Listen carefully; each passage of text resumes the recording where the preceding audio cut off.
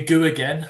We go again. Let's see if we can get our followers back that we had last for the last stream. Right, it's live on YouTube. Uploading the thumbnail now. Nice one. Now. That thumbnail's really good, by the way, mate. Shit, mate, legend. Thank you. Yeah, I've just got the notification on YouTube. We are live. We're cooking. Why is it taking ages to save? Yeah, we're live on Twitter. Nice one. Okay, let's go. Oh, hang on. I can't see the chat. Okay, just press the chat on the right-hand side. On the right, it's got like a little toolbar. Can you not see that? Where it says like, it's got like news and then says something. I can see the chat. Nice one. All right. Can you see it? Can you not see it? Let me just get the running order.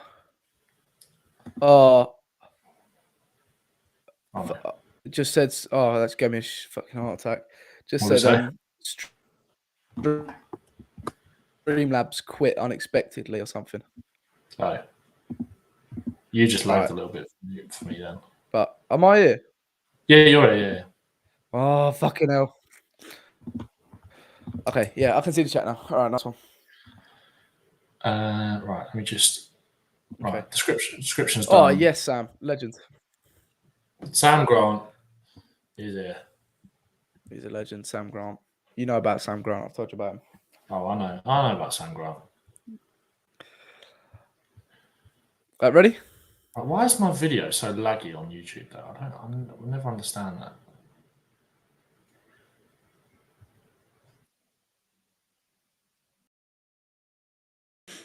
Welcome back, everybody. Yeah, welcome back. Should we start? Should we sync? Yeah. 3, 2, 1. Gosh. I mean, I did it before you. But... Hello, and welcome back to the Daring and Doing podcast. I'm Hester, and I'm joined by the brilliant Ben Bowman. Ben, this is the second time I'm asking you this because the first stream it did fail. But how are you doing, mate? Yeah, we had some technical issues. You might be able to notice that I'm in a different background to where I was before. I thought moving house and the broadband being sorted, it'd be fine. We've had some problems. So I've moved into the living room, which hopefully you can see me a lot clearer and we won't drop out this time. It's mental. I will get it sorted out for the next one. We're basically, for some reason, the Wi-Fi light's incredibly quick in the living room, but my bedroom, which is downstairs and like a 10-second walk, it's terrible in there. So we'll get that sorted. We've been sent like a booster thing. It's just not working properly. So I'm going to give them a ring in the morning, but we've got a bit of a nicer background. There's actually some stuff behind me. Anyone that's seen the film Raging Bull, you'll recognise. Yeah, mate. It's very cultured. Yeah, it's mate. Very cultured. Have you seen the film Raging Bull? Yeah, have you? No, but it's Scorsese De Niro, isn't it? Yeah, exactly. The elite combo. I do need to watch it. I do love Scorsese film. Wolf of Wall Street for specific reasons. Yeah. Leonardo DiCaprio. Yeah. Definitely not Margot Robbie either. Nah. Yeah, I just love the acting. Yeah. So we are going to cover the topics we covered in the first live stream. It cut out with the first 10 minutes. But before we begin, we need to talk about the 5-year anniversary of Spurs' famous night in Amsterdam. What are your memories from that night? And do you reckon we'll feel those types of emotion again in the near future? Yeah, I think we will. That definitely was where things kind of peaked, wasn't it? As a Spurs fan, 100%. It's all kind of been a little bit downhill with like little mini phases of like, oh, this will be fine. This is great. Like, you know, we've had like little moments where you think we're on the way back there. And let's be honest, like we got our fair bit of luck on the way to that final. But we deserved that luck for all the shit that we've had before, where we've had amazing teams and come so close. That team was kind of on its last legs in those last few months of the season, wasn't it? Really, like we were saying before, you know, we were all crying our eyes out because Moussa Sissoko was missing the second leg at the Etihad as much as Harry Kane was. Do you know? It was like that. Yeah, Sissoko becomes so important, and we were kind of down to the bare bones. And that season was really petering towards a bit of a disastrous conclusion in the league, where our Champions League run went down to the final day, and it was only really the fact that Arsenal needed like a massive goal swing that we finished above them. We were above them like the whole way, but it was a potential that it could turn. Drew to Everton on the last day, didn't we? Ericsson got a free kick. Yeah, he did. Yeah. It was a really weird atmosphere, that, because it was like we knew that we'd probably get top four, because it was like we needed to lose, and then Arsenal needed to win by like something crazy to leapfrog us. And we drew and they won. But all the Everton fans were singing, we're all having a party. Of course. Yeah. Like maybe a hint to what it's going to be on Tuesday, but the other way around. But yeah, man, it was a strange old run to that semi-final. But the memories of the night, I was in the Beehive in Tottenham, which I'm sure a lot of people will know. And if anybody who is listening to this before the Burnley game, I know we're recording it on Friday night, but hopefully a lot of this podcast is evergreen. We're going to be talking about more than just the game, so do stick around. That's where I'll be probably drinking tomorrow, and that's where I was for the quarterfinal against City, and that's where I was for the semi-final. And it was a weird day, because we kind of went into it, even though we were only 1-0 down, and we didn't play too badly in the first leg. Like Ajax were much better team, and they should have won more than 1-0. We gave a decent account of ourselves, but we had no Harry Kane. I'm pretty sure we had no Son as well in the first leg. I know we had Sonny was back for the second game, but he wasn't available for the first leg. And so we had a lot of injuries. Sissoko made it back. Obviously, Vertonghen was in the water in the first leg. So kind of, I remember going into the game just thinking, well, if this is it, then we had a good run and we got to a Champions League semi-final when we nearly didn't get out of the group. Like, it was kind of like that. That was sort of my attitude going into it, really. Yeah. But what happened after that was pretty indescribable. And I think it just goes to show that, we didn't win that final. We were robbed really in the first kind of 30 seconds of it.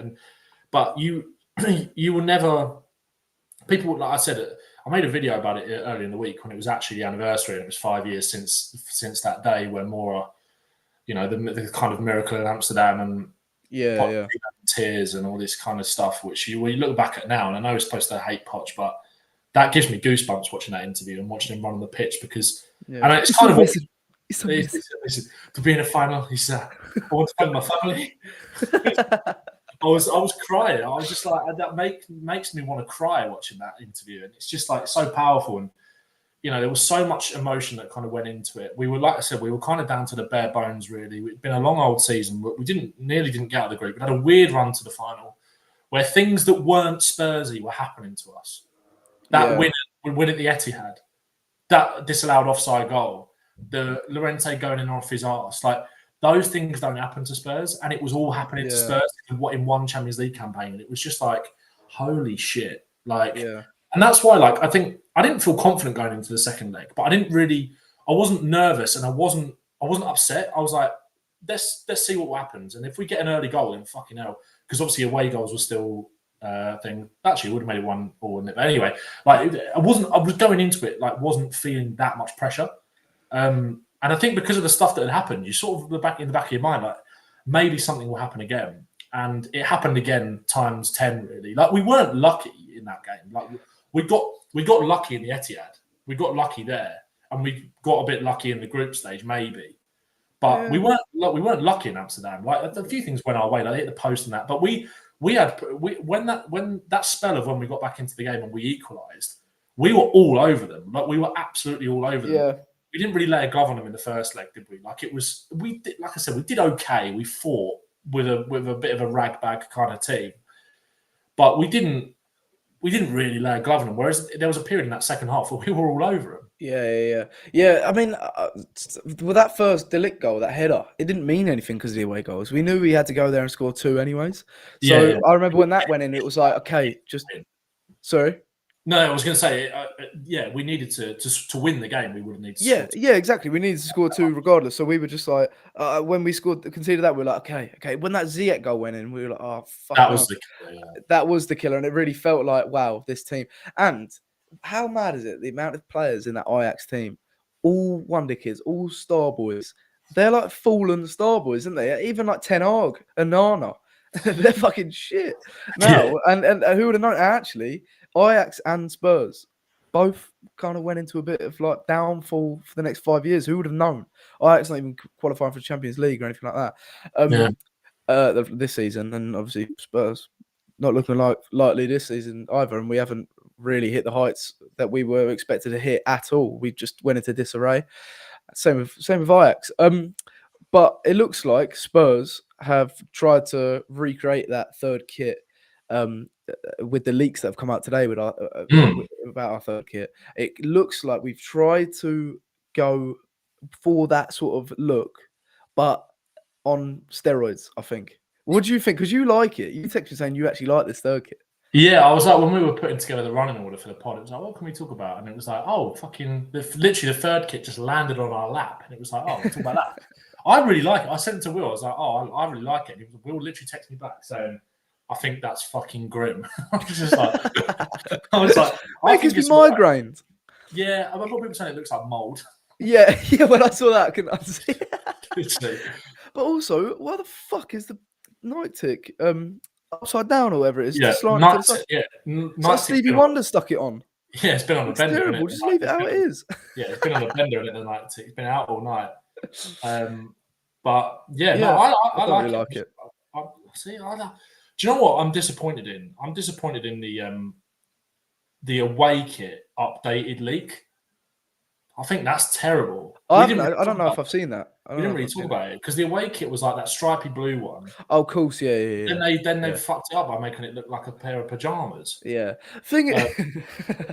like bed sheets or like boxer shorts. Like it's just, I'm sure it'll look alright on the players. I'm like with this one, like anyone who doesn't like it, and I'm not just forcing people to like it because I do, but I'm sure like when the actual kit comes out, like people will, and like when they do the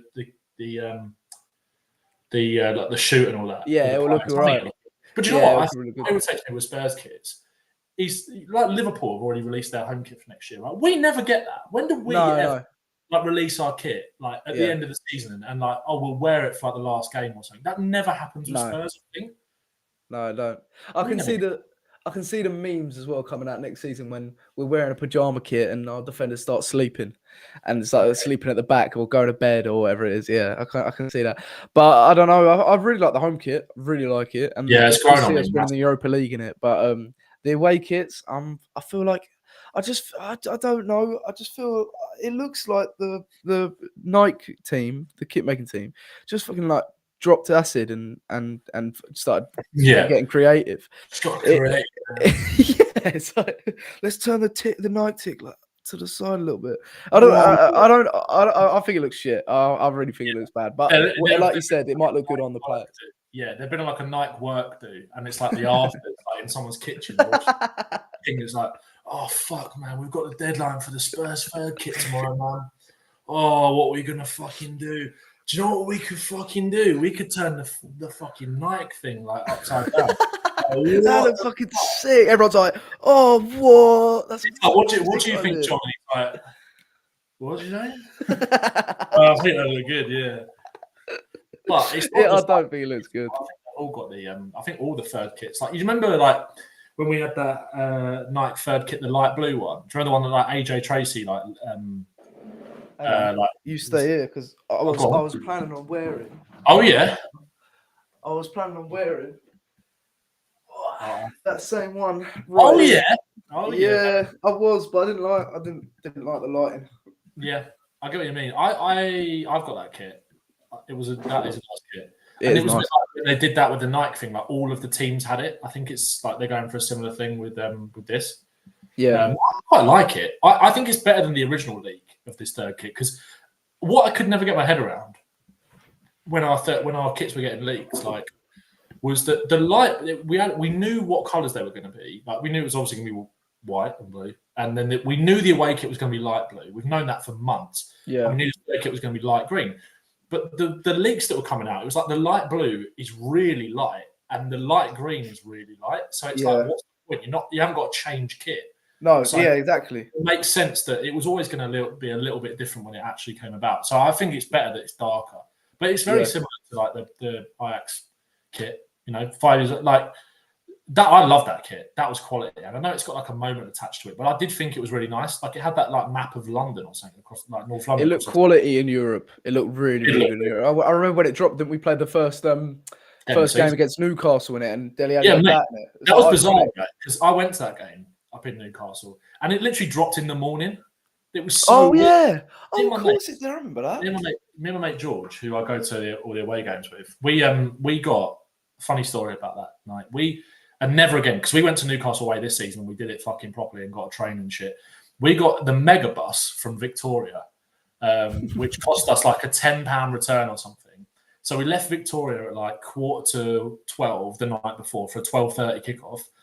Went through the night, got to Newcastle at like 6:30 in the morning. Obviously, there's no boozers open, so we sat in Costa Coffee for like 2.5 hours. Just pinging off caffeine. Yeah, literally like, do you think Dele Alli's going to score today? And literally, I remember walking to the ground, or like walking near the ground. It was like Spurs tweeted being like, "This is our new third kit, and we're going to wear it today." It was like, what? Yeah, it was really bizarre. I forgot about that actually. Even in them days, like you used to get kit leaks and stuff like that. But it's nowhere near like it is now. Like that Footy Headlines account, that they're just mock-ups, but like they know what the colours are going to be.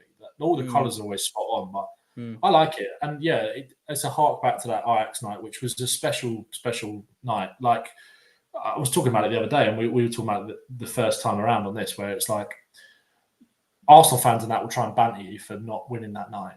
We're not winning in Madrid, but and you talk about the people that you got close around you and the stories that Sam Cornish put a brilliant thing out on Twitter that was like, what was your story from that night of the Ajax game? And like some of the replies to it, go and find his tweet. Some of the replies to it are golden. Some people's responses. It's just unbelievable. And like that's what football's about. That's what football's about. It's being around your mate and fucking mental. And I've been to a Champions League final with my old man who got me into supporting Spurs, and we didn't win, but we had a fucking brilliant weekend. Yeah, it's the memories and the relationship. That's what makes football so amazing. Like sharing moments with people that 100%. live with you forever, and that you're always chasing those highs together.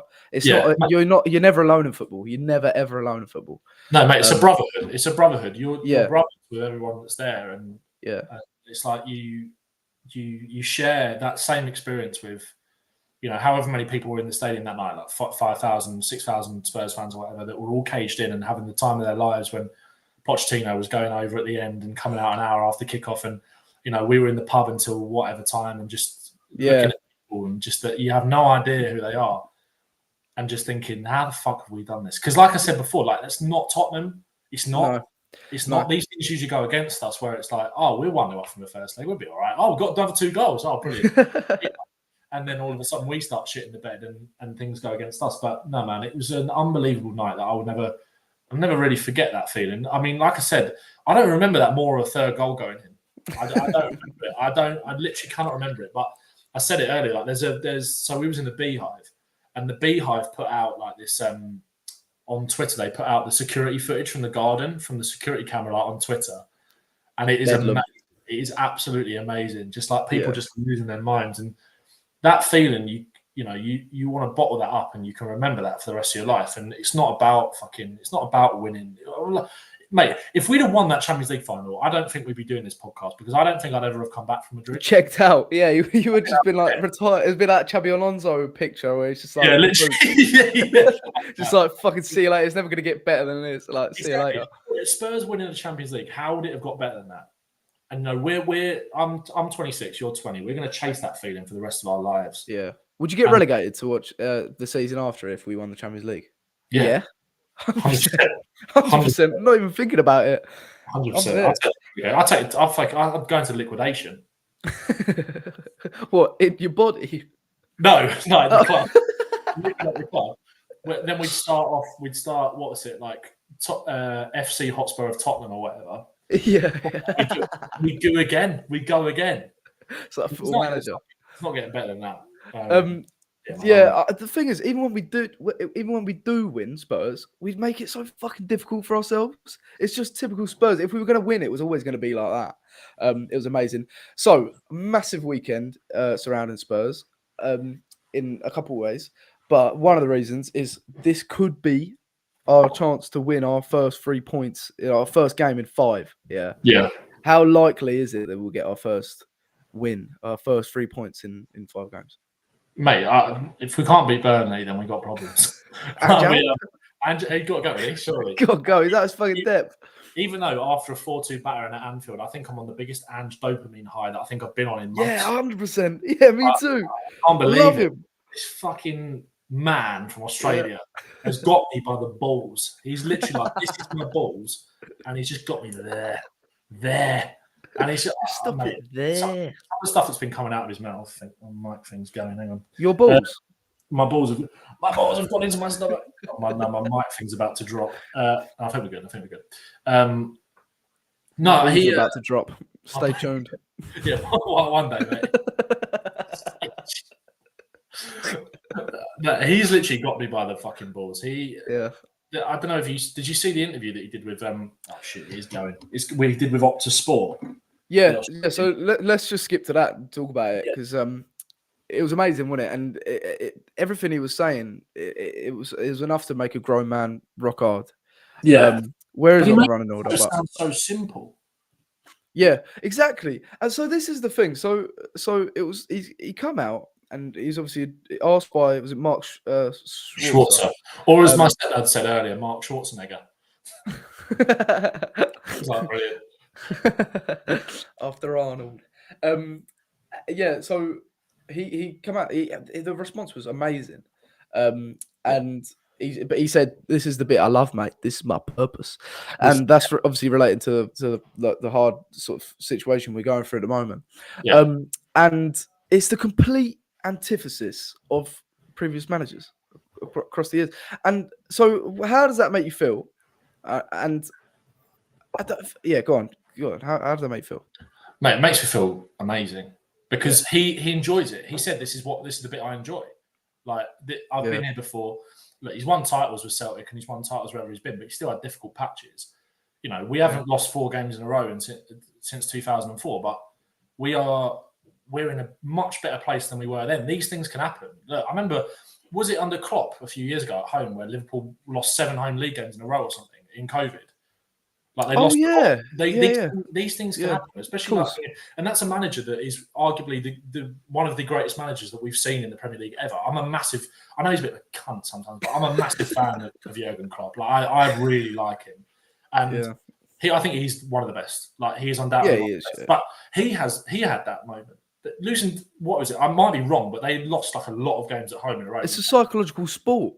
Exactly, and it's a lot to kind of. You've got a young dressing room there that have lost confidence in themselves a little bit, but he's not wavered. He's not lost confidence in himself. He knows it's in there. Like that, the gesture that he sort of made to the fans at the end of the game at Liverpool. Marcus Rashford retweeted it, didn't he? No, I think that was a joke. I literally, as soon as I saw that tweet, I went straight to Rashford's Instagram. It was like, surely not. But when he was like that, and then he was just like pointing there. There. Follow your heart, mate. Follow the heart. I was just like, I'll follow you everywhere. I'll literally. If Ange said, fucking, I don't know, jump off a building, I probably wouldn't do it, but I think about it because he's just so compelling in everything that he says. And he was talking about the difficulties that he had. Was it Central Coast Mariners that he managed before he was at Brisbane? I think maybe might be wrong. Or he was talking about Central Coast Mariners, but I don't really know why. Let me just double check that he did manage them. They all are sort of like interlinked, don't they? Yeah. When you think of all his previous clubs. He was talking about. Oh no, he was the manager of Central Coast Mariners. I'm pretty sure. Okay. He was talking about it in the. Oh no, he wasn't. No, he wasn't. I don't know why he was talking about Central Coast Mariners. Quality podcast in this. Yeah, exactly. You can tell that we've had to re-record this. Yeah, exactly. To be clear, he managed Brisbane Roar and Melbourne Victory, and then Australia, and then Yokohama, and then South. Yeah. This is the backstory of Ange Postecoglou, and this is what we've got to this point where he's now said, "This is the bit I love." But no, he anything that he says that comes out of his mouth that you just feel like you can hold on to, and that's what's important. That, like we were talking about Poch, like in Ajax, and I know that he was reacting in an emotional sense to like what had just happened in front of his eyes. He wasn't building towards something, but you had that same thing with Poch, like throughout his Spurs career, where he said similar things about rebuilds and stuff like that. What did he say about it's no good just having the beautiful furniture. It was like all good having a nice house, but you need a beautiful furniture. Yeah. So it's like it's Ange, that's kind of what he's kind of said in the last week or so about needing big changes, but he's excited to kind of lead us into this new direction. And they're quite similar in that sense. That I think Ange is a lot more obviously clearer in what he's trying to say. And I think what's nice about it is that I think you can tell sometimes that he's far more abrasive to the English media because it feels like they're trying to trip him up. 100%. That's what they're trying to do. They're trying to get the biggest headlines. They're trying to make him trying to break him, basically. Yeah, and they do it with everyone, but it's just that it's the classic English media thing. They build you up to knock down. They love it. They love to love Ange, and they love to hate him as well. Not to hate him, but just to make him question him. Yeah, try and get him to maybe bite because he rarely does it. He's very good at holding his tongue, shutting people down. Yeah, and holding his tongue. Yeah, but he's done a few. There's I rewatched the interview earlier because I wanted to make a video on it, and I knew we'd be talking about it. And he's done 3 or 4 with Optus throughout the season, sort of almost like a check-in and a sit-down. And I think a few of them have been with Mark Schwarzer. And you can tell that dialogue is just far more open and he can be that bit more expressive and be a little bit more relaxed and just be like, there's the cough goes away, the lack of eye contact goes away. He's looking him in the eyes and saying, this is the bit I love, mate. And I feel like he's looking me in the eyes and saying it. There's so many reasons to be positive. We've got to win tomorrow because if we don't win against Burnley, then even 5th is in serious doubt at this point with the sort of run that Newcastle are on. You feel like we're safe from Man United, but obviously depending on what happens. They're fucking shit. Exactly, and this is the thing as well. You listen to Ten Hag coming out on Monday after their game, and you listen to some of the stuff that he's been saying throughout the season. And he backs himself. And that's good as a manager. You have to back yourself and back your style of play, but there's not the substance there to back it up. He's coming out, and it's almost like delusion. Whereas Ange is recognising the difficulties, but saying, I'm going to make this right. Yeah. And I'm going to do that, and I'm going to get there. And that's what you want. And if he doesn't, then he doesn't. But he's tried and he's stuck to his principles. And that's what matters. You have to have that element of dignity. You have to adapt, of course. Things will change over the course of time with Ange, whether that's style of play or whether that's system, formation, whatever. But what won't change is his principles, and that is the most important thing.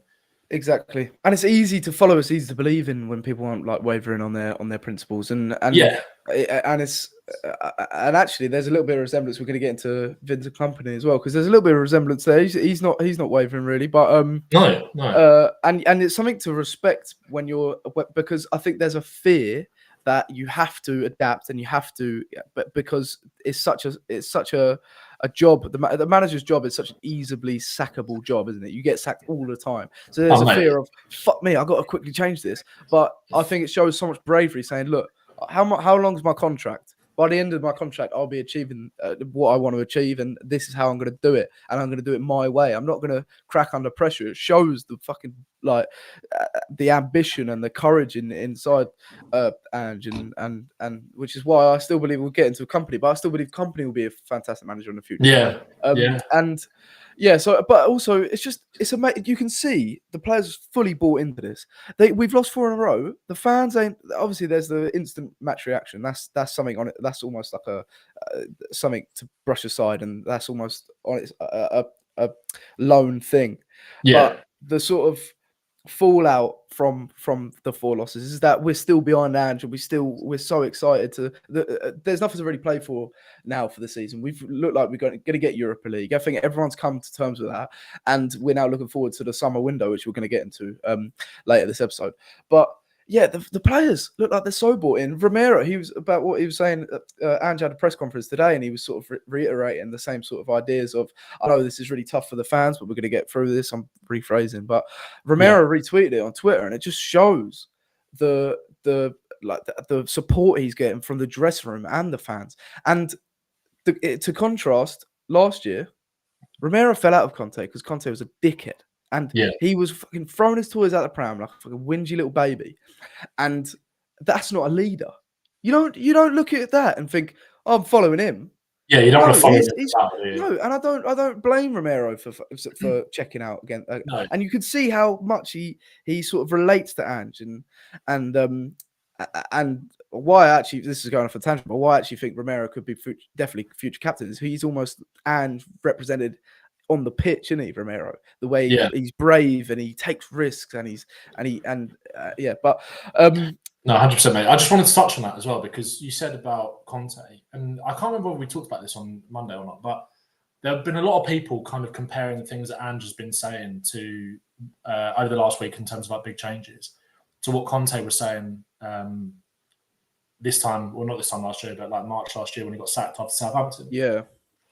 There are similar things there in terms of like things do need to change and I need new players, basically. Yeah. But what he's not doing is throwing every single prick under the bus. That's exactly what he's not. Yeah. It's almost like I'm too good to be here and this is the history of Tottenham and all this kind of crap. Whereas like Ange how many times has Ange talked about like our past in glowing terms and said that, yes, look, we haven't won something in a while, but I want to be the person to do that. This is on me. Yeah. Deliver that to the fans. And you go back to the start of the season to when he was saying about what do you think constitutes a success for Spurs this season? He said, ask the fans at the end of the season. And the fact that we're talking about this, look, there's a silent majority shouting very loud on Twitter about people that want him out and all this kind of crap. It's not even worth listening to because they can fuck off. If you actually go to the games and go to the stadium, and I'm not saying that you have to, take that in, but look at the unwavering support that he had from that away end at Anfield. That will tell you all you need to know. I've been to a lot of away games this year, and everyone is fully behind him. That core fan base that make the noise and support the team home and away are fully behind Postecoglou. And that's what you pay attention to, not the fucking idiots on Twitter. It's not even worth entertaining the Ange out brigade because it's fucking nonsense, mate. It's absolute nonsense. But I couldn't be prouder to have him as my manager. And I feel like I know we've lost 4 games in a row, and I know it's because the sun's going to be out and that tomorrow. It's going to be a lovely day, but I can't wait to go. I can't wait to go to that tomorrow because it's like it'll be the last.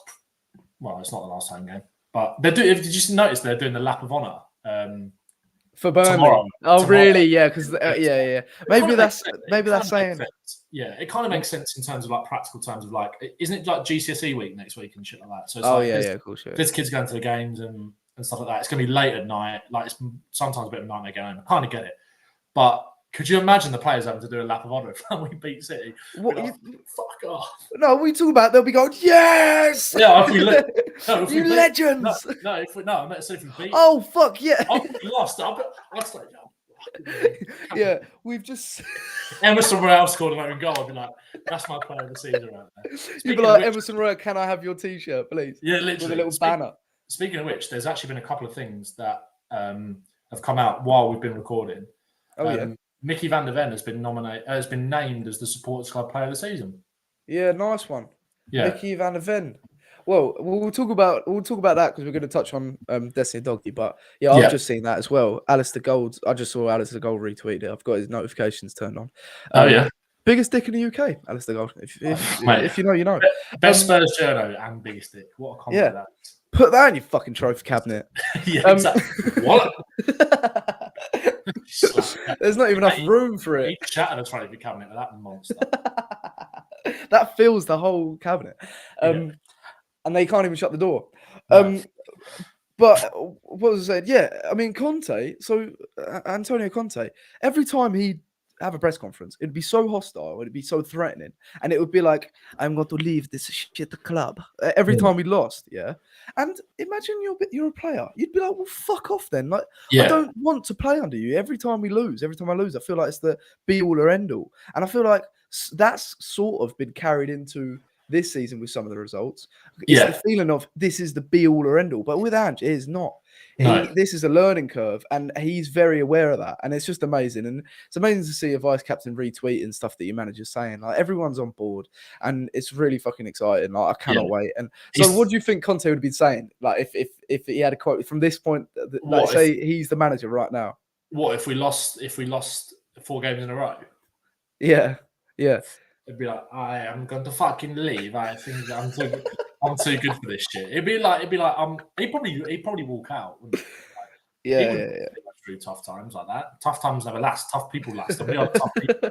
And like, Ange said it himself, like in that interview with the Aussie media, basically saying it's like, I know I've still got the players, knowing that he said he said he was honest. He was like, the players are hurting, like they are hurting. Yeah, they will be. Yeah, which is natural. You can understand. It's a good thing. But he was like, they know we're on the right path, and that's what's really encouraging. You could argue that he's going to say that anyway, so it might not mean anything. But I think and I think it's it's evident in what you were saying about Romero, like retweeting the like those quotes from Ange, and you can go through like his likes on Twitter, and it's just like he's so responsive to that sort of stuff, and just he's constantly like lapping up, and you could not. For me, like I know it was the supporters club one, so it's not the one because they sent around the members one. I voted for Romero as my player of the season. I think Van der Ven's deserving of it for sure, but I voted for Romero in the members or season. How comes you think Romero's been? I think Romero's. It's hard to pull them apart, to be honest. If it's one of them, if it's not one, it should be the other. Let's face it, it's one of those two. Yeah. I've got no problem with being Van der Ven, and it just shows how amazingly well we've taken to the Premier League. But I just think for the sea change for last season with Romero, like you're saying, that where we were at, I think he represents that out of the darkness into the light kind of thing that like most, more than kind of any other player. I'm not He's saying a microcosm of the club almost, isn't he, Romero? Yeah, I fucking love him, man. I absolutely, again, like last week, like arguably our best player again in 4-0. Yeah. It's becoming hard to justify. Like, whenever I make a video about our defence and Romero, it's like, when you concede 60 goals, it's like, oh, fucking shut up. Yeah. Shut up. Yeah. I mean, it's really, really positive. It is. And do you think Ange was a bit unlucky to not get voted for Manager of the Year? I mean, the nominees come out and he's not on it. And how good of a job has he done compared to the other managers there? Compared to the other managers there, who is it again? It's Arteta, Emery, Guardiola, Iraola. Fuck, I need to check. This is. I think it's. Me. No, I think it is. How many is there? There's 4 of them. Okay. I presume maybe Klopp. I don't know. I think for me, like Emery deserves it. I think basically, I think it is Emery. I think I hate to say this, I think if Arsenal win the league, it probably should be Arteta. If City win it, I think it should be Emery. Like I think it should be. No, I agree. Yeah. Like, you look at them last night. Like I know they lost to Olympiacos, but that was their 54th game of the year. And this is the thing of like we've really stumbled over the line in the last few weeks, but so have they. And it's only because we've had a really tough run. We've lost 4 games in a row. They if we were like if we were 4 points behind them instead of 7, you could even forget the City game and think, well, if we beat Burnley and Sheffield United, then we could pip them because they cannot score a goal at the moment and they can't keep them out either. But Emery's done an amazing job. They're just running out of puff, which does tend to happen with Emery teams. So it'll be very interesting to see what they're like next. Yeah, imagine that. Imagine we get Champions League. But it happens quite a lot of Emery teams, though, doesn't it? It happened at Arsenal. It's happened at a lot where he's been. Where it's like the first season. It's not even his first season. It's his first full season at Villa. Like where it's usually great, and then they really tend to tire and sort of struggle to get over the line. So it's a bit of a shame. But again, like going back to the Ange thing about if he should have been nominated. If we were on exactly the same points and had exactly the same results against those teams, but it was spread out across the season, and it was like we lost to Newcastle, but then we'd beaten Luton, whoever, or Forest, whoever the game before that was. If it was like lose, win, lose, win, lose, win, rather than like win, win, win, draw, whatever it was, and then 4 losses, I think he'd probably be there. I think the optics. I think so. I think the optics are really important with this kind of stuff. Yeah, and people remember how you finish, not really how you start. So it's like if those were dotted throughout the season, or even dotted through the last couple of months, then I think it'd be a bit different. Yeah. But it doesn't matter. I don't need to see him recognised as some vanity thing for Manager of the Year. It's great, but we know the job he's doing. And it'd be one of those things where if he was nominated, people are like, well, why? There'd be so many questions about it. Yeah. But what you can't question is how we feel about him. That which is the most important thing. No one should fucking tell you how you should feel about a football club. Yeah, exactly. And I think, like... you got to think about context as well. He come into the season, and we've written off by everyone and their fucking nan had written Spurs off for the season. People were saying we're going to finish mid-table. Obviously, we lost our greatest, most important player in Spurs history in Lucas Moura, and everyone thought we're fucked when he left. No, but everyone wrote us off, and he's just done a terrific job. And we have fallen off a little bit. But who would have thought Europa League and on to something really special, I think, and that feeling of, and you know what, I haven't seen, we've lost 4 games in a row, but you never seen those tweets that you saw with Arteta. Hey, they were flying fucking planes over the stadium and shit like that. Yeah, but also what I'm saying is the rival fans saying stuff like, "Please keep Ange, please." You don't see any of that. Yeah, Whereas it's I like think with Ten definitely Hag, where it's like, oh, they've won, but it's like, well, it keeps them in a job for another. Yeah, exactly. It's You're not seeing that. You're not seeing that, and I think a lot of people are attentive to it. And the fact that we are getting mocked every time we lose just shows that I think people are worried and are waiting for us to, because they can see the potential this team has. Such a young team, and right. we're going. With United, it's like they've lost. With United, it's like, United lost again. Like Monday wasn't a shock, was it? Let's be real. Like, no, it wasn't at all. No. Whereas with Spurs, it's kind of right. Like, and to be fair, like obviously, kind of doing what I do on TikTok and that, you open yourself up to people who don't support Spurs, and they will constantly comment. And sometimes I get more comments from Gooners than Spurs fans, and we're the ones who are obsessed with them apparently. The touchy lot, aren't they? Yeah, exactly. But do you know what? I do get quite a fair few from even Arsenal fans being like, look, even as an Arsenal fan, you should 100% keep Ange and stick with the project. Like, 100%. It's like it's funny to have that rival banter. And it's like, even with Arsenal, you could see that Arteta was going to be, like, it was funny to laugh at the time, but you felt like he was getting decisions right along the way in terms of like letting people go and stuff. And he's a fucking prick, and I hate him. But he deserved a lot of credit, and that's kind of what we're doing. We don't have as much like Deadwood to clear out and stuff like that. They were in a real mess. We weren't in a mess. We were just in a bad way, and it just needed someone like Ange to sort of come in and elevate it. There was stuff that had gone against us. Don't get me wrong, obviously losing Harry Kane and all that kind of stuff. And this was what was kind of annoying me about the comparison to like there was a thing going around of like, oh, Ange's got more points than Klopp and Arteta. Yeah. People were poo-pooing it, basically saying, but look at the squad that he's inherited compared to Klopp and Arteta, which is a fair point. But the overall point is it's not the squad he wants. That's not. No, it's clear not. That's not the squad he wants. No. So the players that were there at the time is kind of irrelevant. Like, Arsenal still had quality. Liverpool still had quality. Liverpool were the worst. Their squad was a mess. I've been working on a video for the GOAT, James Alcott, for the JLA channel. We've done like a documentary on Klopp, and kind of going through the kind of years was actually quite like nice as a Spurs fan, because like they were, what he inherited and how he came in had a sort of similar attitude of being like, he said something at the end of his press conference when he joined Liverpool. There was basically along the lines of like, I'll be remembered by what I do. I can't remember what it was.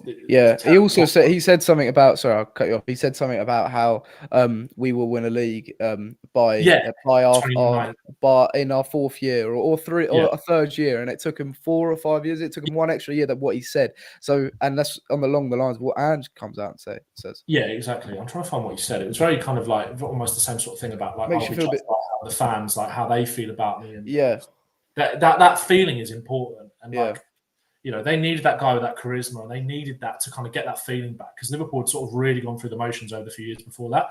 It's kind of the same as Spurs. We hadn't had that connection since Poch. They hadn't had that connection to their manager maybe since Benitez.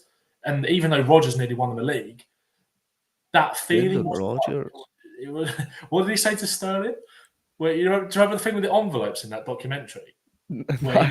Have you ever seen that? If anyone's not seen that, there's an amazing Channel 5 about Liverpool documentary and Rodgers the manager. It's fucking weird. I'm so glad we never got it. Even though he almost felt destined for Spurs at one point. He did. He's a proper David Brent. He's a great character. He's a great character, Leo. Great character. Anyway, sorry, that was a fucking tangent. Sorry, go on. No, I was just saying that I think it's kind of going back and working on that was kind of almost a little bit like made me feel good about Spurs. Gave you a bit of security.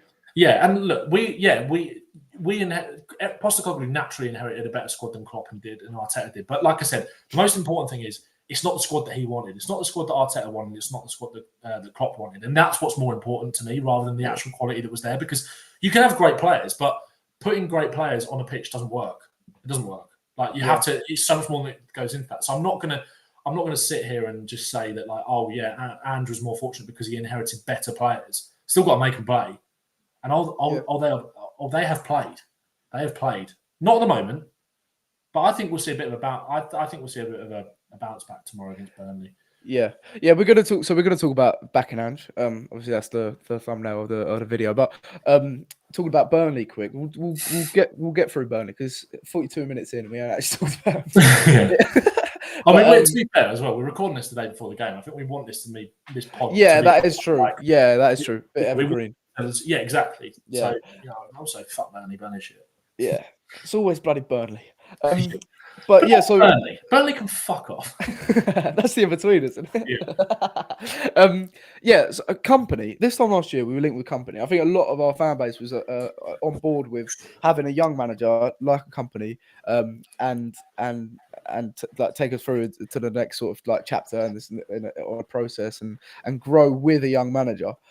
In hindsight, it's kind of good. I think he never would have been ready for that job or any job, but I think he is being I think he's being smart with his choice.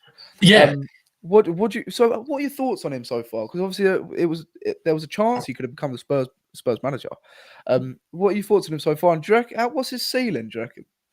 I like him, mate. I don't know whether he's naturally kind of by default obviously been linked with the City job in kind of the long term. It feels like he's almost been groomed for that a little bit.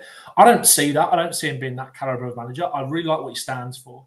I think he's got great principles. Like, again, sort of similar with Ange in terms of like that unwavering kind of undying backing of his kind of style, and like, this is how I'm going to go about it.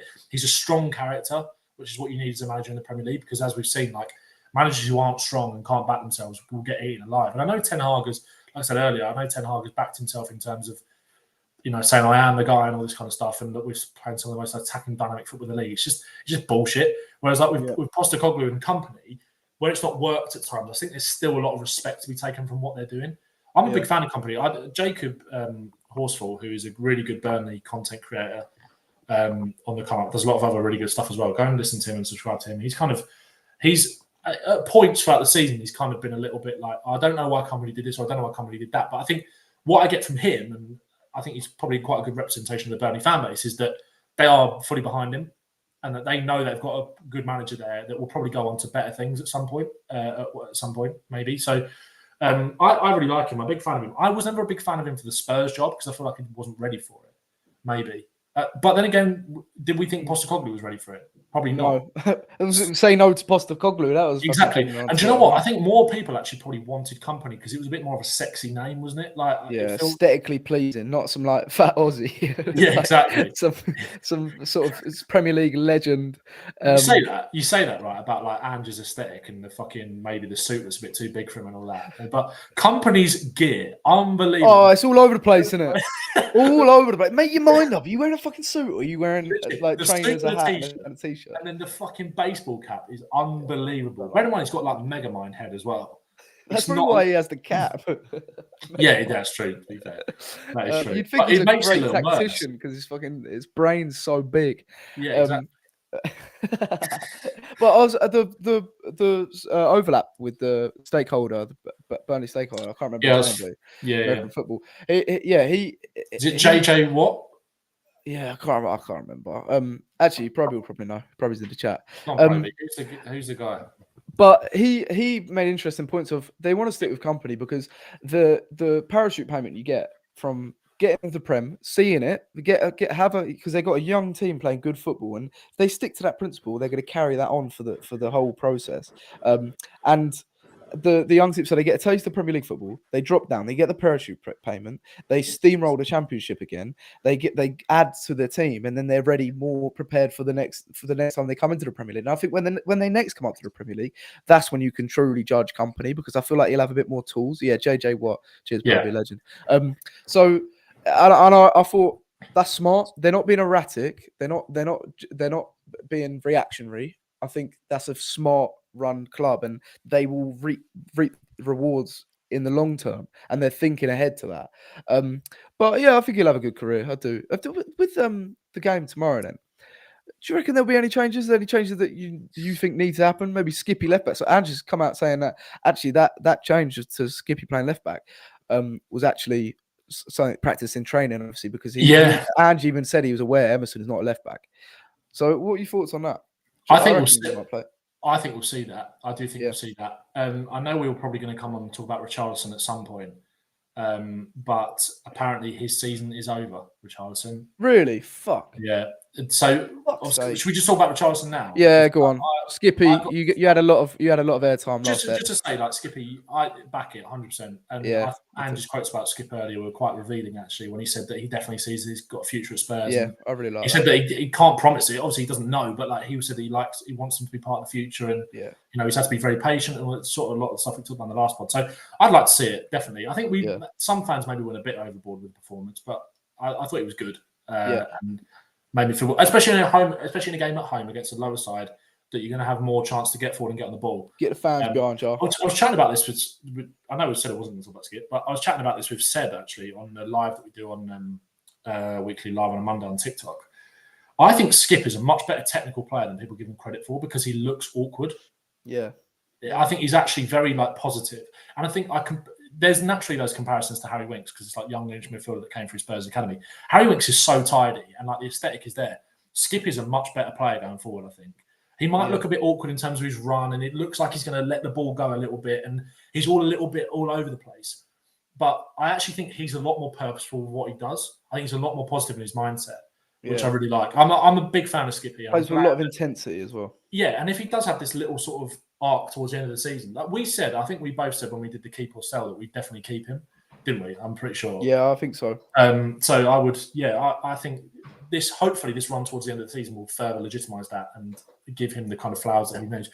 But so Richarlison, I lost my rag earlier because I could not get my head around why he was not picked for the Copa America. Yeah, me too. I thought that was unbelievable. And then the Brazil manager came out and said that he's got a calf injury that no one knows, that Spurs haven't made public yet, even though Postecoglou said that we haven't got any fresh injury concerns in the press conference. And now David Ornstein has come out and said, while we were recording, that that Richarlison's season looks to be over for Spurs, which is gutting. Mate, it's just... let me just get it up here. It is worrying, isn't it? It is. Sorry, it wasn't actually Ornstein. It was from The Athletic. It might have been Jack Pitbrook. Yeah, it's worrying, mate. It's so worrying. How many fucking injuries has he had this season? And the thing is, I feel for him, first of all, because obviously he's gone through a lot of psychological battles and mental battles along the season. And fair play to him, he's overcome them a lot. But the constant setbacks, it's frustrating from all sets, from fans to him to probably Ange, because we're not even playing in Europe this season, and you need that availability. You do. What are your thoughts on that then? I'm gutted for him. Me too. Absolutely gutted for him. And do you know what I really didn't enjoy earlier, like on Twitter? And I know the Gooners are going to do it, but you know, Richarlison reposted that TikTok. Yeah. Of like him shoving Gabriel, and it was like Brazil's number one striker versus their best centre back, or their whatever it was. Yeah. And all the Arsenal fans got onto him and like, oh no, you're not Brazil's number one striker because you're not in the squad and all this bollocks. And it was like karma. This guy has been through hell and back with his mental health over the last kind of year. And he's been open and vulnerable. Him reposting a TikTok saying that he's Brazil's number one striker, when it's come out now that he's not been dropped, it's that he's been injured. That we didn't know this at the time a few hours ago. So naturally they're going to jump on it. I get that. But it's pathetic. It's fucking embarrassing. And I'm gutted for Ritchie. I'm really, really gutted. And it kind of makes the question around what we do in the summer even harder, because it's now like the bloke just cannot stay fit. He's had an amazing run of games when he actually has played. No, I don't think any player in the Premier League has got more goals and less starts than him. I think it's 11 and 18. He's got the fourth best, I think, non-penalty goals and assist ratio in the Premier League all season out of any player. I'm absolutely gutted for him, because you know how much he puts into this. And like, I had comments earlier on my video about Richarlison being like, he just walks around and mopes around and all this kind of stuff. His attitude is bad. That is a load of bollocks. That is absolute bollocks. He's been through hell and back over the last year, opening up about, potentially wanting to end his life and stuff like this. It makes me really sad thinking about it. And, for Spurs, even in the short term, he came on, made a massive impact on Sunday at Liverpool. We need that number 9. We need that number 9. And Richarlison, if he's fully fit and firing and confident, he can be that for Spurs. But it's just whether we're going to see that, unfortunately. So what do you think the fallout of this is? Because obviously he's picking up a lot of injuries. I think it's clear that we do need, even if we... The thing is, I think there's been rumours that it will go for a striker. It depends. So basically, Jack Pitbrook come out earlier today, and saying that, by the way, it's Richarlison's birthday today. Yeah, exactly. Happy birthday, Richie. Yeah, happy birthday, Richie. We love you. But yeah, Jack Pitbrook come out today. He said Spurs are going to be looking for a striker, a winger, centre mid or midfielder, and a right back. I will get onto that in a minute. But yeah, Richie.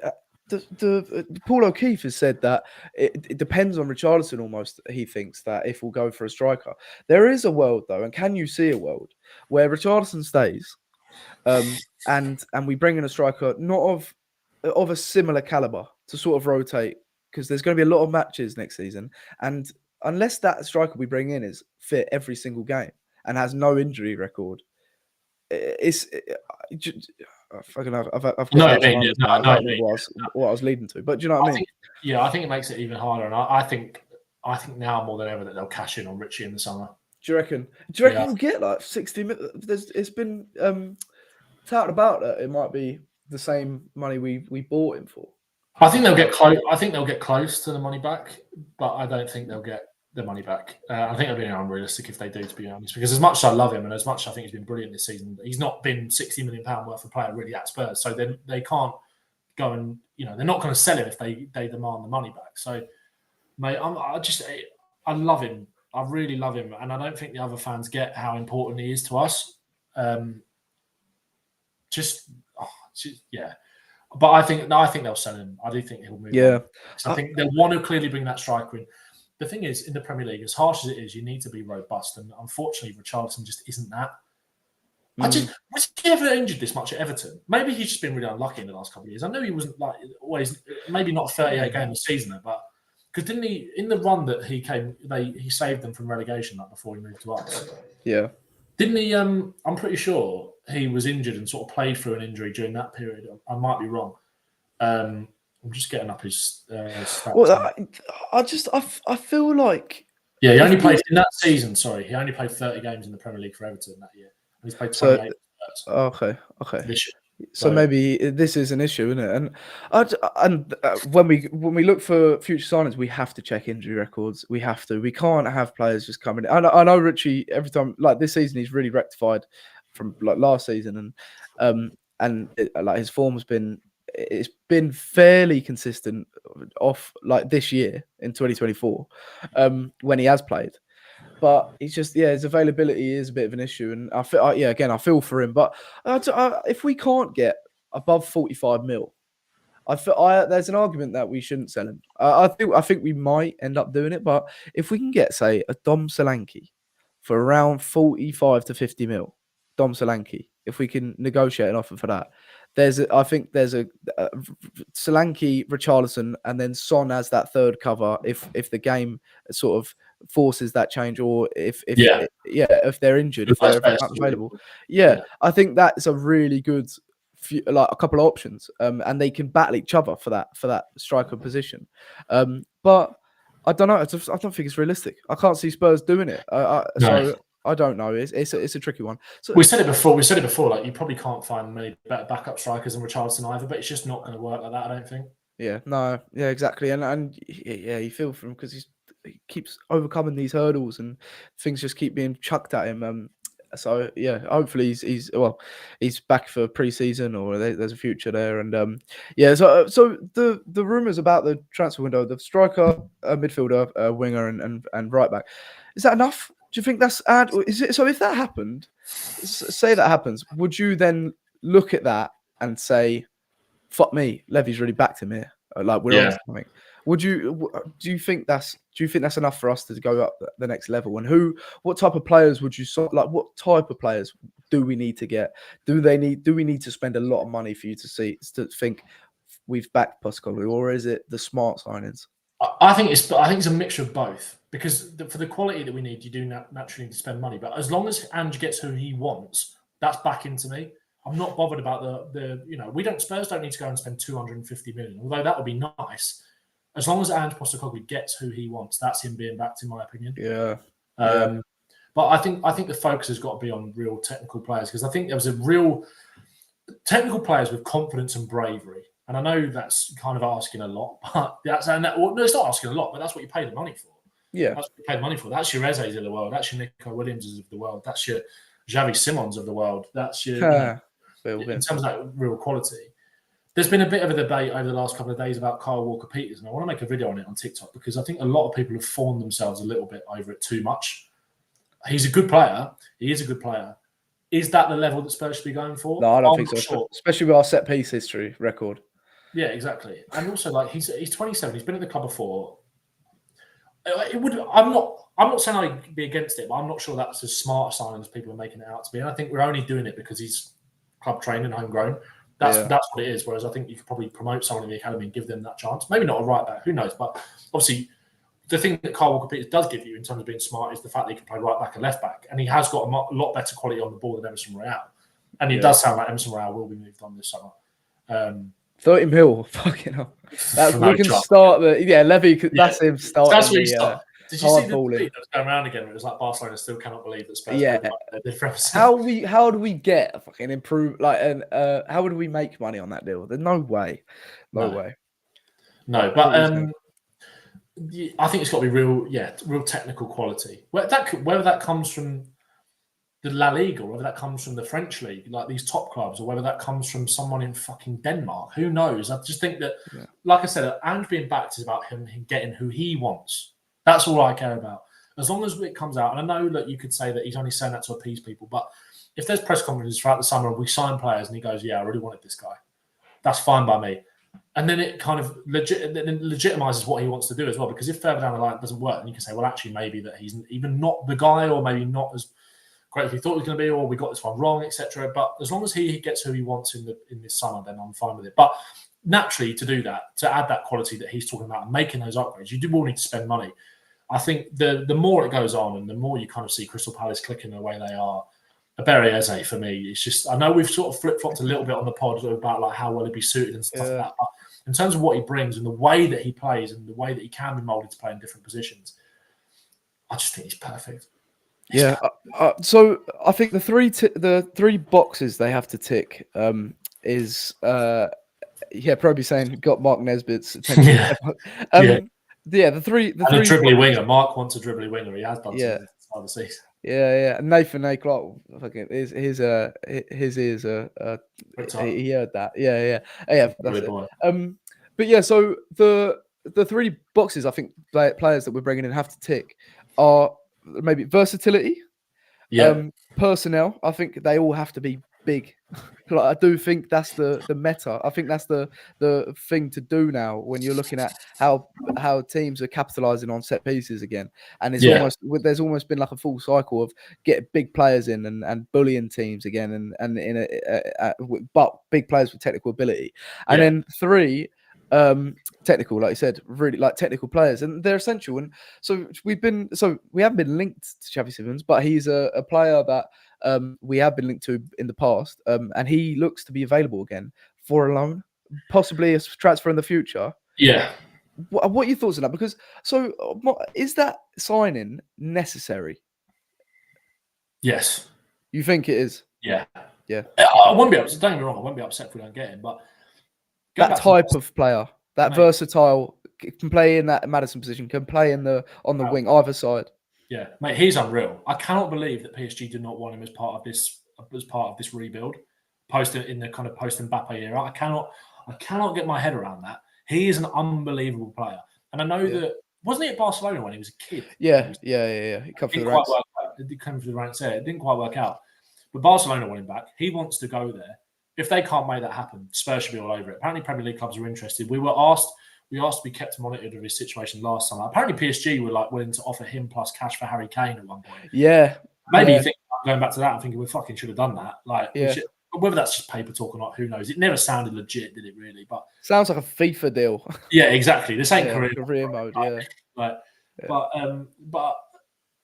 apparently we were asked to be kept across him. But again, naturally, you're going to do that with one of the best young talents in the world, which I think Simons is. He's got so much ability. He's got that little jink. He can go side to side. He's got real end product as well. It's just like, I love him. I'm a massive fan of him. So if he's available, I think Harry Brooks said this earlier on Twitter as well. It's like, if he's available, like that is the player that Spurs should throw money at. Whether it's realistic or not, that is the guy you go for. Why can't we? Let's be honest. I know Xavi Simons has got a bit more of hype around him because he's been playing in where's he been this season? At Leipzig and obviously PSV. PSV, Barcelona Academy. He's got ties to PSG and Barcelona. Like, if we're being linked with the Emery Ezes of the world, who, yes, are older, but are probably equally as good at this point, then why can't we go and get Xavi Simons? Yeah. Why? Why can't we? Why is it mad to think that Spurs are living in a world we can't go and get him? A loan plus option to buy is Spurs written all over it. Spurs written all over it. And also, he's a leader. He led Barcelona's academies. I'm pretty sure there was maybe when he was at PSG, because I think he wasn't straight into the PSG. He weren't. He got bought for a lot of money for the PSG academy. I'm pretty sure Lucas Bergvall and his academy played against Xavi Simons and PSG. And there was that speech of Lucas Bergvall screaming in his team talk pre-match and saying, like, we can beat, and they beat them. And imagine a future where Xavi Simons and Lucas Bergvall are playing in the 2-8s. Bergvall is that box to box. Xavi Simons as that in that Madison role. I mean, fuck me, that's ridiculous, and the potential there is scary. And I think he can cover multiple positions. I think we need a dribbly winger, like you said. Yeah, and we need that creativity, and he can bring that in. He's so versatile; he can bring that in different areas of the pitch. But what I believe we need, I think we need about 6 players. I think we need that holding midfielder, that I say Mats Vifer, or that Zubimendi, that sort of ball playing anchor. Because if we have that, I think Bissouma could maybe play as a number 8. And that would be a lot of security in the midfield if Bissouma has someone that is a bit deeper, a bit more of a destroyer next to him. Actually, I was thinking about that today. Why can't we have a world where Bissouma can play number 8? He did that for Brighton. He never really plays that lone 6, that sort of single. And that was him at his best. And maybe there is an area to sort of, there's a bit of leeway there in the midfield that can make it click and make us solid and have a bit more of a solid foundation, protect the back four a little bit more, especially when Porro and Udogie burst forward. And I think we need a right back. And obviously that's what Jack Prickbrook said. I think we need a centre back that can play on the left, like a Calafiori. And I think we need a target man, but the wingers are interesting. If we can pick up a Xavi Simons to occupy the attacking midfield and the wing, and then go for a winger, and not spend a mental amount. I mean, Nico Williams is 43 mil release clause. We're linked with Rafinha. I think that would work if he's 35 to 40 mil. I think if you have that balance. Harry Brook was making a great point on the Fighting Cock. Check that episode out because really good.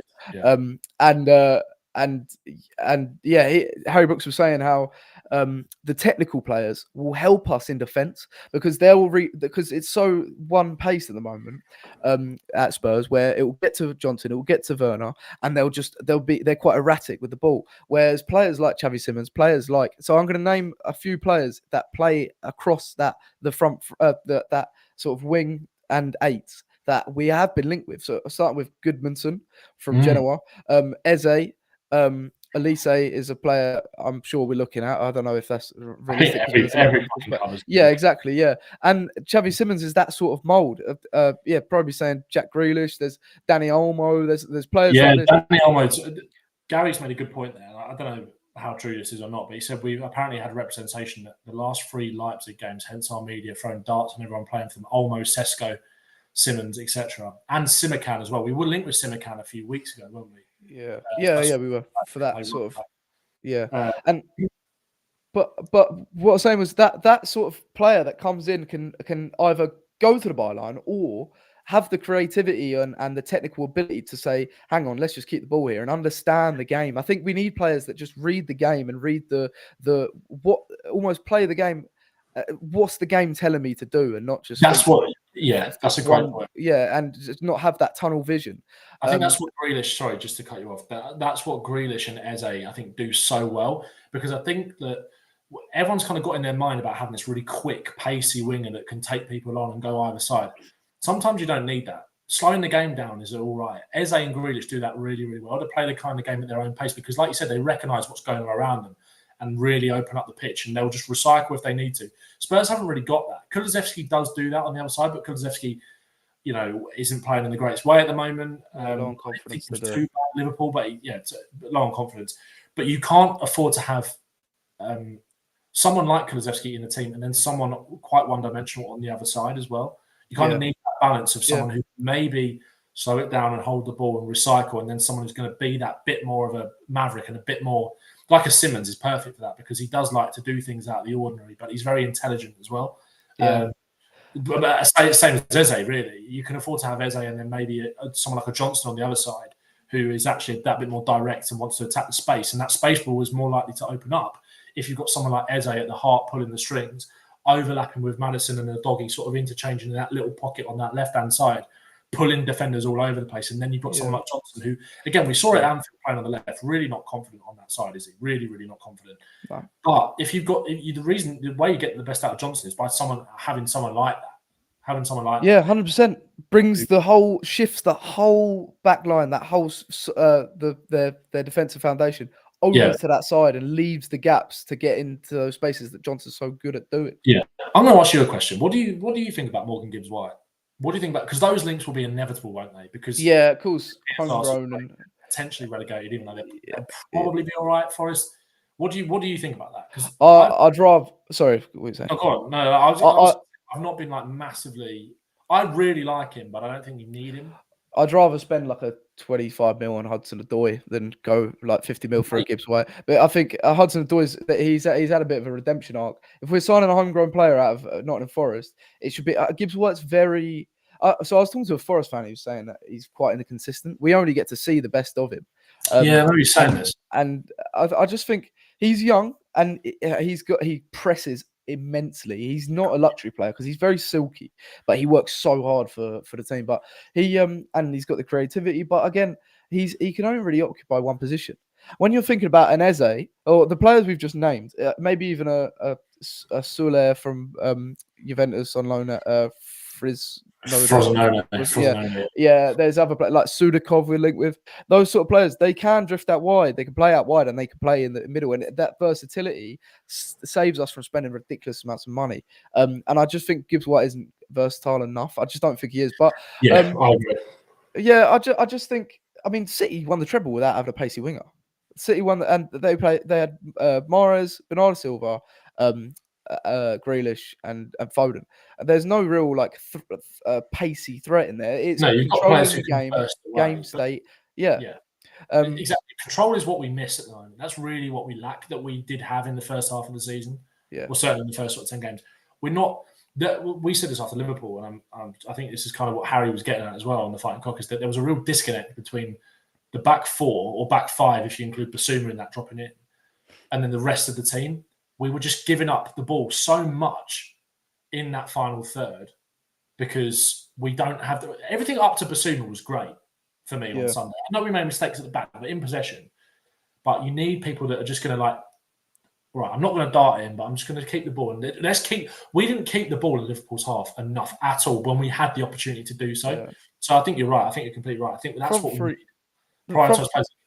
I think Simmons is quite similar. When you talk about that City dynamic, I think Simmons is quite similar to Foden. Yeah, he is, yeah. Bernardo Silva, those players that are sort of just going to like float between the pockets. They've got the burst of pace to go away from players, but it's not their game. It's not the main facet of their game. They can be devastating in real small moments. Yeah. But yeah.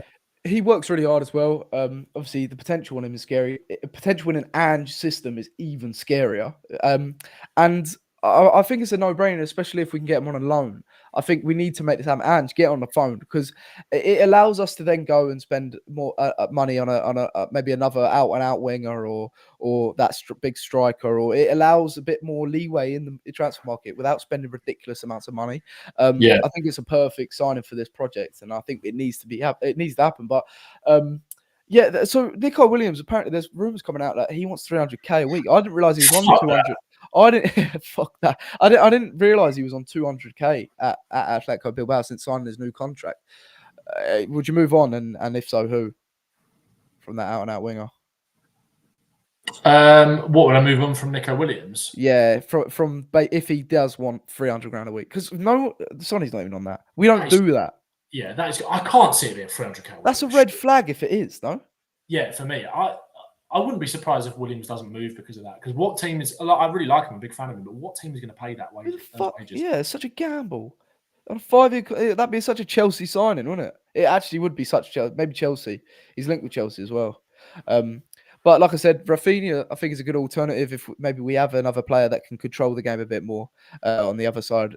Because I think Rafinha presses a lot. Like he's so electric, non-stop. I think he'd be really good. So I think that would be enough. Those sort of players would be enough for me to think, okay, fuck me, we backed Ange here. This is a really positive sign, and for me to get excited for next season. We have Torres Hall. So and Gary's saying thoughts. We're willing to go hard on Gallagher, Morgan Gibbs White, Williams, and Jimenez. Yeah, I mean, if that's true, I think I don't really see the point in signing Gallagher and Gibbs White. I mean, that's just that overkill. I think. And surely that's one or the other. If they don't, and we're going to go for both, and if they don't get one, then they'll go for one of the others. Yeah. I wouldn't be surprised if that is true. Yeah. Jimenez, I'm not. Again, like I said, if Spurs sign a striker, it needs to be an upgrade on Richarlison. I'm not seeing that Jimenez.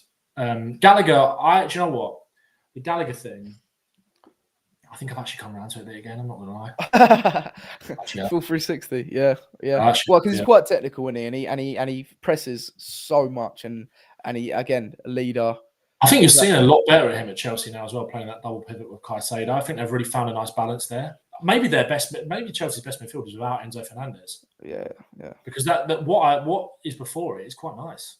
It's quite nice. Gallagher, Palmer, Madueke, and obviously Mudryk isn't great, but that feels right at Chelsea now. And maybe they've got the best out of Gallagher, and it's still, makes it even more bonkers as to why you feel like he's going to move on. But well, they've sort of forced their hand. So Torres Hall signed a new 5-year contract today, and how important is that considering City rumored to sign him, and do you see him getting game time next year?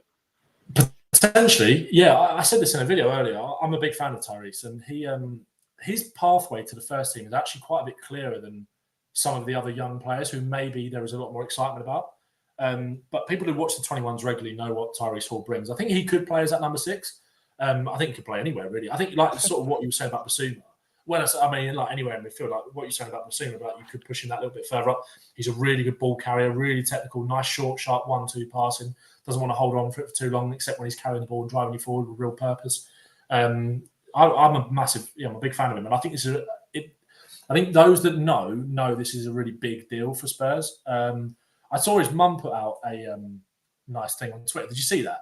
No. Where it was like it was like saying about how 10 years ago, when he was a kid and when he coming through, there was offers from Chelsea, Spurs, and Arsenal, but he went with his heart and chose Spurs. 10 years later, I don't know how long was left on his contract, but it seemed as if it was running down, and there was a lot of big clubs apparently circling for Tyrese. Yeah. So, City apparently. You've had a bit of back and forth with him as well, mate. On socials. He's my boy. Spill the beans. I know he follows me on Twitter and on Instagram. And he commented on your TikTok. He commented on my TikTok earlier. He did, yeah. Mate, Tyrese is quality. I've got the fucking Jamie Dominic follows me on Twitter as well. Yeah. Just get him on the pod. You're massive, mate. You massive. Yeah, get him on a pod. Yeah, get him on the pod. George Abbott, contract as well. That kind of around the radar a little bit because he played for Spurs last year, the last game of the season. Remember? Yeah, him and Matthew Craig. So Matt Craig's apparently having a really good season. Doncaster. Yeah, I've seen that. I've seen the little TikTok clips of him. But so what's interesting about what you're saying about Tyrese Hall? That what we were saying, him playing maybe utilised with someone when he's introduced, with someone a bit more security because I think him and Basuma could work really nicely together. Yeah. I think he needs someone else. But I think having them two together, or even Bentancur maybe, but I think that could work nicely. I just don't know if it's. I don't know if it's fair unless we play in the Europa League and we have the security of and confidence to bring on youngsters like we probably will be. But I think we shouldn't isolate players in their first few games in professional football in that number 6 role because that is most hardest, isolated, most loneliest position on the pitch in this system. So I think if we have if we can maybe start him as a number 8 or maybe shift to a bit more of a double pivot and it might compensate him really well and then he can sort of grow into the role and then gain that confidence to then play as that lone number 6 or number 8. Yeah, it's really exciting. Gary makes a good point here saying about loads of promise. He needs minutes though. Drives him around with that blood our kids. He'd start at Brighton and Brentford, etc. And Pep would give him minutes. I think he would. I think he would, yeah, because I think I've kind of been very much like supportive of what Ange has been doing with the youngsters, and I think that it's important not to rush them in. And he's kind of given dribs and drabs. And who knows? We could be talking and doing the pod on Monday, and Mikey Moore's come on and played a few minutes against Burnley. We don't know, but again, towards the end of the season, you're more likely to kind of get those sort of handouts. But I don't have a massive problem with the fact that Spurs haven't blooded these youngsters in that much this year. If it's next year again, I will have a problem with it because, like Gary says, that like I said this before about City, it's almost easier to go in at a better club because the structure is, especially at City when they've been doing what they've been doing for so long under Pep, and it's just about right. You're just going to be that next piece. You're going like Rico Lewis, good example. Like, how do we know that Rico Lewis is more talented than someone like Tyrese? Like, how do we don't know that? Like, they got the complete team to sort of integrate him into the team, but there's not as much jeopardy or risk, and he's not going to look as exposed because he has Rodri playing with him, Diaz playing with him, Walker playing, all these experienced heads that have done it all. We're dealing with a young team as well. Exactly. That's a really important point. And again, I'll go back to Liverpool and look, they would kind of force their hand in doing that. But yeah, I get people's frustration. Hopefully we'll see it next season. I think what we will see with Ange in pre-season is giving all of these kids a chance, a massive, real chance. And then I said this the other day, like I think our loan process next year will be quite similar to this year. And I think we'll kind of wait on a lot of players and then send them out on loan in January, maybe. But yeah, no, I'm buzzing for Tyrese. My mate now, so I mean. Yeah, but Gary's saying, yeah, you mate. Get him on. You can, get him on and look. Do you reckon anyone would? It's so hard to get professional football players on podcasts. But they'd have to go through all the sort of club permission, all this stuff if they're going on. Like, they must do. It has to be like a big process. But yeah, I mean, Gary's saying, imagine a midfield three of Hall, Bergvall, Donnelly, and more on the wing, Lancashire up top. Like there's such a potential there. It's scary, but we just have to. We need to know the right, appropriate time to then integrate them in. And it's not because easy. You can't just expose. They're fragile when it comes to their confidence, and when you're playing and when you're a youth player making that step up every game, like if you have a bad game, that will in their head that will feel like their last ever game because if they play well, it does work out well, and you look amazing as a manager that you've had the ambition and the confidence to play a youth, like a young player in the team, and it pay off. But if it doesn't, it's hard to bounce back at such a young age from horrible moments, from those sort of negative experiences, and it stays with you. So it's all about doing it at the right time, and Europa League's the perfect sort of like segue into introducing those players. So Destiny Udogie, really quick, we'll finish up because it's been a bit of a long pod, so thanks for staying with us. But Destiny Udogie's obviously been nominated for Young Premier League Player of the Year. He's not going to win it, but how the hell could he? Yeah, but how the hell? It's the fan voted one, isn't it? It's like the Premier League one. So all you need to do Destiny Udogie is a massive Taylor Swift fan. Get all the Swift. Yeah, with the Taylor. You should actually do that. You should actually do it. Destiny Udogie actually loves. I don't know what her latest album is. Ask Catherine. Catherine, we'll get Catherine. Miller ain't got to play on Netflix. Let's get Catherine. Yeah, get her on.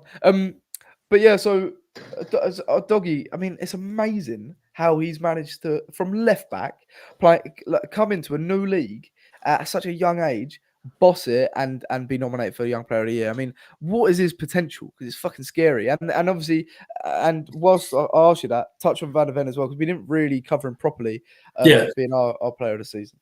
Yeah, so Van der Ven, Van der Ven's been named the Supporters Club player of the season, which is great. Destiny Udogie, obviously Young Player of the Year in the Premier League. It's amazing for Udogie. And again, like people go back to it saying Spurs have conceded so many goals and all this. But Destiny Udogie has been brilliant and arguably been the best left back in the Premier League. And you can see the mess that we're in now without him. And again, it's without Ben. Yeah, exactly. But he is so important to us. And I really hope he comes back. And I think he's going to come back stronger and even better next year. I'm excited for V2 of Destiny Udogie. I think so. Excited for the bigger and better version of him because he's only going to get better. Udogie. Yeah. Like, if he's playing like this now, he's only going to get better. So, who will win it? I don't know. The Young Player of the Year thing's a mess, mate. Absolute fucking mess. Udogie deserves to be there. Isak is 25. He's going to be 25 in a few months. That is just scandalous. Yeah. Actually, Gary makes another really good point, actually, saying Van der Ven, because obviously you'll get into Van der Ven, but Van der Ven was the cheap option, wasn't he? And he's sort of saying it in an ironic way. Everyone taps over, didn't they?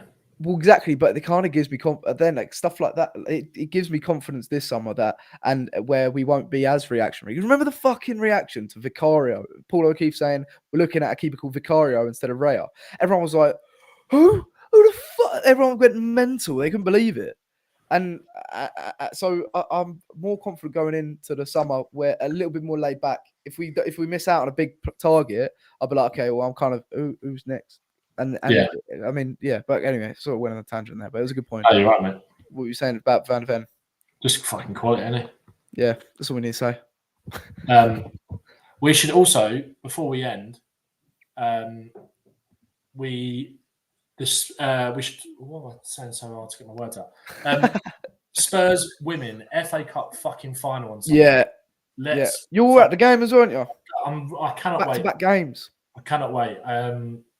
What an unbelievable achievement to get this far. Like we talked about this on the pod after the semi-final. It's amazing how they've got it. Only been professional for 5 years, from semi-pro to playing at fucking Cheshunt to getting to this point. They deserve it. They deserve it so much. And Andrew was talking about earlier how amazing it is for football club, and we could win it. Like there's not much between Spurs and Man United. Unfortunately, Spurs. For people who listen to this who don't really watch Spurs women, so Grace Clinton has been arguably Spurs' best player of the season. She's on loan from Man United. She's been nominated for WSL Player of the Season as well. She's only 20. She's amazing, really good midfielder. She's cup tied, which is gutting, so she can't play on Sunday. But I think we're going to win. I think we're going to win. And what an amazing achievement that would be to go from semi-pro to FA Cup winners in 5 years. That is just an amazing story. There's a brilliant documentary for anyone that's got Spurs play. They don't really put a lot of good shit on there, but I think it's from it's called like From Broxbourne to maybe it's to Wembley or something like that. It's basically a documentary from sort of detailing the rise of Spurs women and some of the important things along the way. Like Gary just said there about Ashley Neville. Ashley Neville's been at Spurs through everything really. And she's amazing. Gary's right. How she's never really been considered England is mental. So experienced, so quality. And I can't wait to go. I'm going with my mum. Me and my mum go to a lot of the women's games together. And it's going to be a quality day. So if anyone is going down there, I'll see you at Box Park at about 12 o'clock. It'll be quality. I think Spurs are doing a thing there before, but make sure if this is your first, if you're listening to this and you haven't watched Spurs women before, there's no better time to do it than a fucking FA Cup final and get behind them at Wembley. If you're going, hopefully see you there. But I'm really proud of the team and buzzing for it. So looking forward to it. Big weekend. And then before we finish today, I just want to say, come on, Manchester United. Come on, the Red Devils. Support Manchester. Oh, Manchester. United. So. Come on, United. Come on, please do us a fucking favour, please. Shall I sing us out? We don't need to do it. Yeah. Make sure you subscribe to Darren and do it. Subscribe. And then Ben's going to sing us out. But actually, quickly before you start singing, do you reckon United could do it? I've got a real tingle in my balls. Even a draw. Draw fucks him. A draw. No, I'm thinking a draw. A draw does fuck him. Do you know what it reeks of? And I think James said this on Jaffin yesterday. It reeks of that United-Liverpool game, doesn't it? 2-2. Yeah. Arsenal have all the chances, but United somehow out of nowhere. Martinez is back. Rashford's is he? Back. Okay. Rashford. El Butcher. No, the thing is, Ten Hag always does this. His job's on the line, and they come up against a team where they look like they're going to get spanked, and he'll set up like prime Sam Allardyce and snatch a result. And I'm actually feeling a little optimistic. I could just hear Gary Neville being like, "Oh my word, what I can't believe it! I can't believe it. He's so he looks absolutely beaten, Mikel Arteta. He's going to be like, I can't speak. Oh, that's going to be it. When It's Rashford. Oh! Rashford rounds David Raya. Raya goes up for the corner, or they're all up for the corner. Rashford rounds him, and Gary Neville goes, "Oh, unbelievable!" Oh. I actually think, I mean, I could jinx it, touch wood. But Mate, City could, if City beat Fulham tomorrow lunchtime, Arsenal drop points, City could win it on Tuesday. Go on, sing us out, Ben. Sing us out. Blue moon, you saw me standing alone. It's actually quite good. With